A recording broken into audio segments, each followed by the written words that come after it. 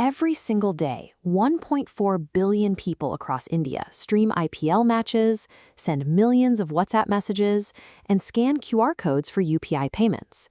It all feels entirely weightless and invisible.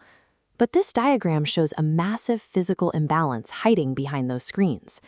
India generates roughly 20% of all the data in the world, yet it only has the infrastructure to store about 3% of it locally. If Indians are producing a fifth of the world's digital information, but keeping almost none of it within their own borders, where is that missing 17% living? And more importantly, who controls it? In 2013, Edward Snowden, a U.S. intelligence contractor, leaked documents proving that foreign governments were operating global mass surveillance programs, tapping directly into the private communications of world leaders and ordinary citizens. Beyond covert spying, laws like the U.S. Patriot Act grant the American government the legal authority to extract and weaponize data from any server physically sitting within its borders, regardless of which country that data actually belongs to. If India's defense logistics, banking networks, or citizen identity systems are sitting on those foreign servers, an adversarial nation could simply cut access during a conflict, shutting down vital national systems overnight. Without physical ownership of the actual hardware holding its information, a country surrenders its digital borders, leaving its entire economy exposed to foreign interference. To close this massive vulnerability, the Reserve Bank of India issued a strict mandate. Crucial payment system data must be stored exclusively inside the country. Domestic billionaires immediately mobilized to fill the gap. Mukesh Ambani announced plans to construct gigawatt-scale AI-ready facilities specifically designed to meet these new localization laws. Gautam Adani is pouring billions into the same space. Standard commercial real estate in India yields returns around 8 to 11%, but data centers can push rental yields up to 15%, making them an incredibly lucrative asset class. This urgent need for digital security has triggered a high-stakes real estate rush, with hyperscale mega facilities rapidly altering the skylines of major urban centers. We talk about the cloud like it's a magical abstraction. In reality, it looks like this: heavy industrial warehouses packed with high-powered computer servers running 24 hours a day in strictly climate-controlled environments. Generating a single 100-word AI response requires 0.14 kilowatt-hours of electricity, enough to power 14 LED bulbs for an hour. And to cool the servers after processing that one prompt, the facility consumes half a liter of fresh water.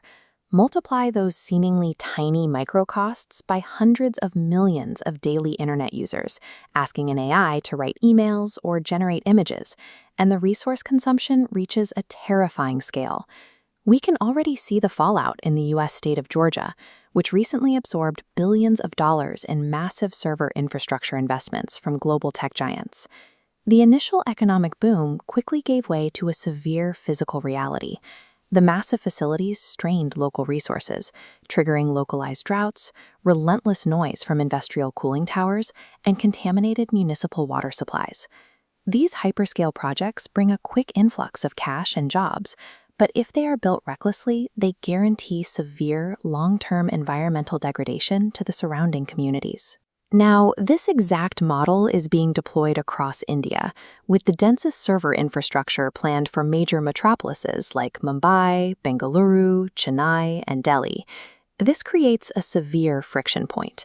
India holds roughly 18% of the entire human population, but only has access to about 4% of global freshwater resources. The exact cities targeted for these massive data warehouses are already exhibiting critical signs of urban water scarcity. Dropping facilities that consume millions of liters of drinking water a day into these zones pushes them closer to a breaking point. This chart illustrates the impending power strain. By 2030, India's data centers are projected to consume 57 terawatt-hours of power. For context, the entire Indian railways network runs on just 20 terawatt-hours. When you overlay this explosive digital expansion map directly on top of the national resource scarcity map, it points toward a guaranteed collapse of basic urban infrastructure. The country is caught in a trap.